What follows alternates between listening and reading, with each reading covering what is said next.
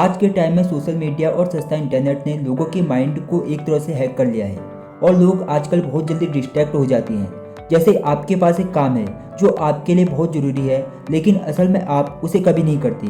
आप हमेशा किसी न किसी चीज़ में उलझ जाते हैं। आपको लगता है कि अगर आपने वो काम सही नहीं किया तो, अगर वो काम करने में कोई गलती हो गई तो, क्या होगा अगर वो काम करने में मज़ा नहीं आया तो। इसलिए किसी भी काम को शुरू करने में हम बहुत ज़्यादा टाइम बर्बाद कर देते हैं।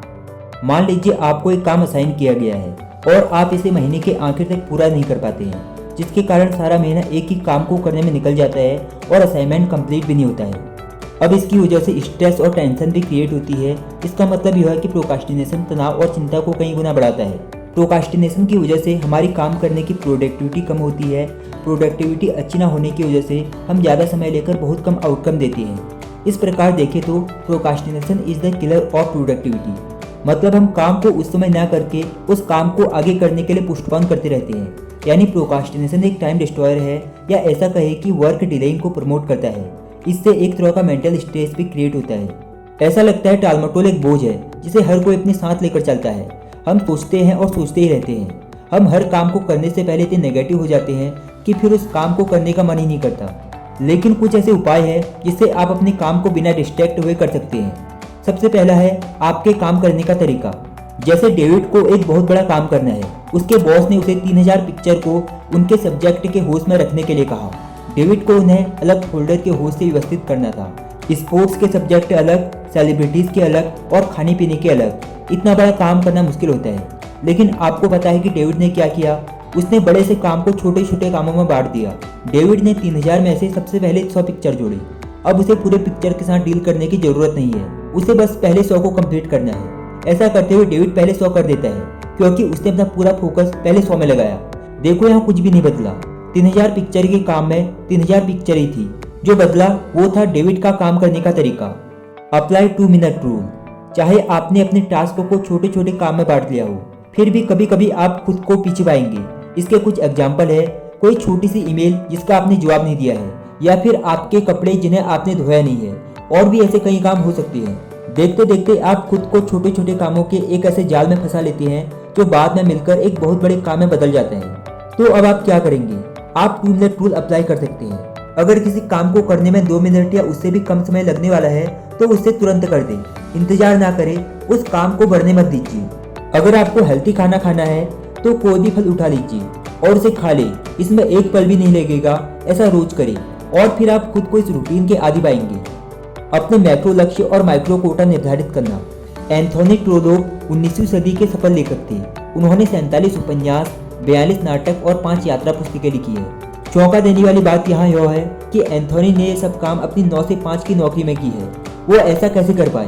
वो ये सब कर पाए थे मैक्रो गोल और माइक्रो कोटा को सेट करके। एंथोनी का बड़ा गोल बेशक नॉवेल लिखना था, हालांकि उनका माइक्रो कोटा ही उन्हें अलग कर देता है। एंथोनी ने हर रोज के लिए टाइम ब्लॉक रखा था। वे सुबह 5:30 बजे अपनी डेस्क पर लिखने बैठ जाते हैं और ठीक 8:30 बजे लिखते हुए बंद कर देती हैं। वे अपनी टाइम को 15 मिनट के ब्लॉक में साझा करते हैं। हर ब्लॉक में उन्हें 250 शब्द लिखने थे, जिसमें से वे हर घंटे में 1000 शब्द राइटिंग करते थे और हर रोज 10 पेज राइटिंग। इस तरह से एंथोनी एक साल में 3 नॉवेल पूरी कर सकते थे। लोग काम को तब टालते हैं जब उन्हें उस काम का अंत नहीं दिख पाता। टालमटोल ऐसा लगता है जैसे आप किसी खुले समुद्र में तैर रहे हो और आपको किनारा नहीं दिख रहा। इसलिए जाहिर सी बात है कि आप अपनी मोटिवेशन खो दोगे और आखिर में काम छोड़ दोगे। एंथोनी के 15 मिनट वाले माइक्रो कोटा ने जो रिजल्ट दिया वो कमाल का था। उससे उन्हें सफलता महसूस हुई। हर 15 मिनट के बाद उनका दिमाग उन्हें एनर्जी और सेटिस्फैक्शन का रिवॉर्ड देता था, क्योंकि उन्होंने 250 शब्द लिखने का छोटा सा काम पूरा कर लिया होता था। आपको भी यही करने की जरूरत है।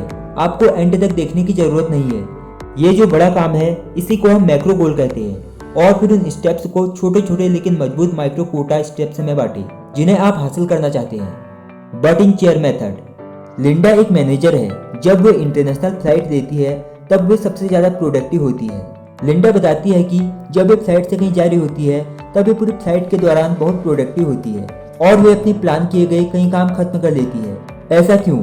ऐसा इसलिए क्योंकि वो उस time but in chair method का इस्तेमाल करती है। बट इन चेयर मेथड का मतलब है वही काम करना जो बहुत जरूरी है और उस समय उस काम के लिए कोई डिस्ट्रैक्शन ना हो। जैसे जो समय आपने लिखने के लिए अलग रखा है उसे वास्तविक रूप से लिखने में व्यतीत करें। उस समय कोई और एक्टिविटी ना करें, ना फेसबुक चलाना, ना व्हाट्सएप खोलना, या कुछ भी और काम नहीं करने हैं और बिना किसी डिस्ट्रैक्शन के उस काम को करते रहें।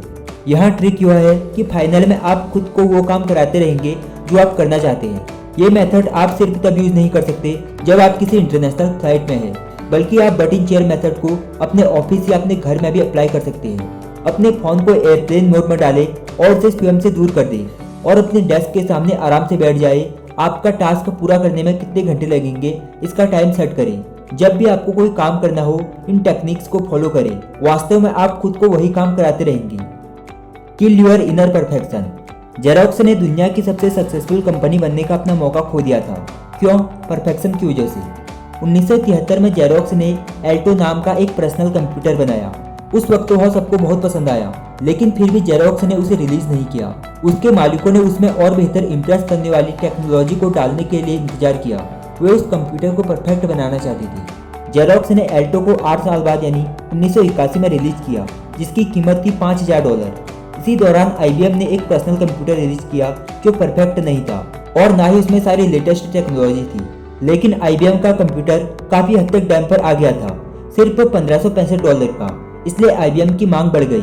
गूगल ने जेरोक्स की गलती से सीख ली। गूगल ने 2005 में जीमेल जारी किया और 2009 तक उसे बीटा वर्जन पर रखा। गूगल 4 साल से एक अधूरे उत्पाद चला रहा है, लेकिन उन 4 सालों में जीमेल पूरी दुनिया में सबसे सक्सेसफुल ईमेल सर्विस बन गया। यहाँ पॉइंट ये है कि कुछ ना होने से बेहतर है छोटा होना। आप एक खाली पेज को ठीक नहीं कर सकते, सबसे पहले शुरुआत करना है। उसे परफेक्ट होने की जरूरत नहीं है, फिर आप अपने प्रोजेक्ट को ठीक और बेहतर कर सकते हैं। The kind of visualisation that leads to procrastination. हमारी तरह कैली पूरे दिन अपने सभी सपनों के बारे में सोचती रहती है जिन्हें वह जिंदगी में पाना चाहती है। वह बस प्लान ही करती रही। कैली अपने गोल्स को पूरा करने के बाद खुद के खुश होने की कल्पना करती है, लेकिन आगे क्या होगा? कुछ भी नहीं। क्यों?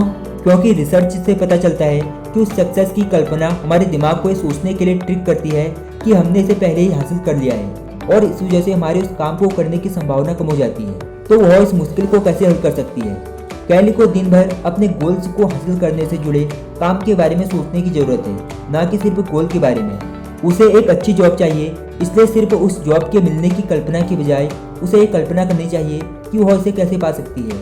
उसे ढेर सारी जॉब्स के लिए अप्लाई करने की और इंटरव्यू देने के बारे में सोचना चाहिए। दुनिया के सभी बड़े एथलीट कभी भी खुद को नंबर 1 की पोजीशन पर खड़े देखने की कल्पना नहीं करते हैं, बल्कि वे लोग उसके लिए लड़ने की कल्पना करते हैं। वे अपनी बॉडी की फुर्ती के बारे में सोचते हैं और खुद को वहां तक पहुंचाने के लिए जोर देते हैं। बड़े एथलीट उन सभी मुश्किलों के बारे में सोचते हैं जो उनके और उनकी मंजिल के बीच आती है। इसलिए जब भी आप कुछ पाना चाहते हैं या कोई गोल हासिल करना चाहते हैं, आपको उसे पाने के रास्तों के बारे में सोचना है, ना कि बस मंजिल के बारे में। The one word that's kill procrastination. Research करने वालों ने एक स्टडी की जिसमें उन्होंने नहीं कर सकता को नहीं करना है से बदला। उन्होंने लोगों को 2 ग्रुप में बांट दिया। दोनों ग्रुप के लोग हेल्थी बनना चाहते थे। पहले ग्रुप के लोगों को ये बोलना सिखाया गया कि मैं जिम जाना छोड़ना नहीं चाहता हूँ, या फिर मैं उस चॉकलेट केक को नहीं खाना चाहता हूँ। दूसरे ग्रुप के लोगों को ये बोलना सिखाया गया कि मैं मिठाई नहीं खा सकता, या मैं अपने एक्सरसाइज नहीं छोड़ सकता। कुछ महीनों बाद रिसर्चर्स ने उन दोनों ग्रुप के लोगों को इनाम के तौर पर कुछ चॉकलेट और कुछ ग्रेनोला बार्स में से एक चुनने को कहा। पहले ग्रुप की हेल्थी ऑप्शन चुनने की दुगनी संभावना थी। इस एक्सपेरिमेंट ने क्या साबित किया? यही कि शब्दों में बड़ी ताकत होती है। नहीं कर सकता और नहीं करना है दिखने में एक जैसे लगती हैं, लेकिन असल में है नहीं। नहीं कर सकता आपके दिमाग को ये सोचने को कहता है कि आप कोई काम करना चाहते हैं लेकिन कर नहीं सकते। दूसरी तरफ नहीं करना है आपके दिमाग को ये सोचने के लिए कहता है कि आप खुद अपनी मर्जी से वो काम नहीं करना चाहते हैं। ये आपकी खुद की इच्छा है और ये ज़्यादा प्रभाव डालती है। इसलिए जब भी आप काम नहीं टालना चाहते हैं, ये कहने की बजाय मैं नहीं बदल सकता या फिर मैं और बेहतर नहीं बन सकता, खुद को कहना है कि मैं ये काम नहीं छोड़ना चाहता या फिर मैं एक हारा हुआ इंसान नहीं बनना चाहता। जब आप अपने मन में ये विचार लाते हैं कि आपको हर काम को तय समय के अंदर समाप्त करना है, तब प्रोक्रास्टिनेशन जो आपकी हैबिट बन चुकी है वो बार बार आपके विल पावर को कमजोर करती है, मगर स्ट्रॉन्ग विल पावर के सामने वो ज़्यादा टिक नहीं पाती है। इसलिए एक बार निर्णय ले लिया है तब उस निर्णय पर बने रहिए। धीरे धीरे ढेर सारे काम एक तय समय के अंदर खत्म करने की हैबिट बिल्ड हो जाएगी। Use 5 second rule. The 5 second rule के लेखिका मेल रॉबिन्स के अनुसार, अगर आपको कोई काम करना है और आपका माइंड बहाना बनाकर उस काम को टालने की फिराक में हो, तब आप इस 5 सेकंड रूल को आजमा सकते हैं। 5 सेकंड रूल को इम्प्लीमेंट करना बहुत आसान है, बस आपको कुछ इंस्टेंट एक्शन लेने की जरूरत है। जब भी आपका मन उस काम को करने के बदले बहाना बना रहा हो, फौरन आप अपने मन में 5 से 1 तक उल्टी गिनती गिनिए और 1 तक आते ही बिना कुछ ज़्यादा सोचे आप उस काम को करना स्टार्ट कर दीजिए। ऐसा करना आपके लिए बहुत लाभकारी साबित होगा और आप बहुत जल्दी प्रोक्रास्टिनेशन जैसी गंभीर समस्या से बाहर आ जाएंगे। अपने आप को इनाम दें, रिवॉर्ड योरसेल्फ। जब आप अपना कोई एक टास्क कंप्लीट कर ले, उसके बाद अपने आप को रिवॉर्ड दें, जिससे आपको खुशी मिल सकती है। रिवॉर्ड के तौर पर आप अपने दोस्त से बात कर सकते हैं, आप अपना कोई पसंदीदा खाना खा सकते हैं, कोई संगीत सुन सकते हैं।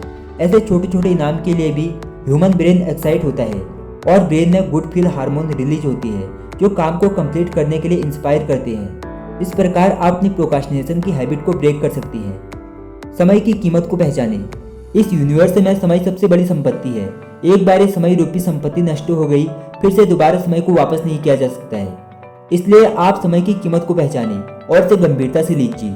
कल परसों के चक्कर में मत पड़िए, जितना जल्द हो सके अपने टास्क, प्रोजेक्ट, गोल के लिए काम करना शुरू कर दीजिए। मुश्किल से देखिए तो हमारी लाइफ कुछ ज़्यादा नहीं है।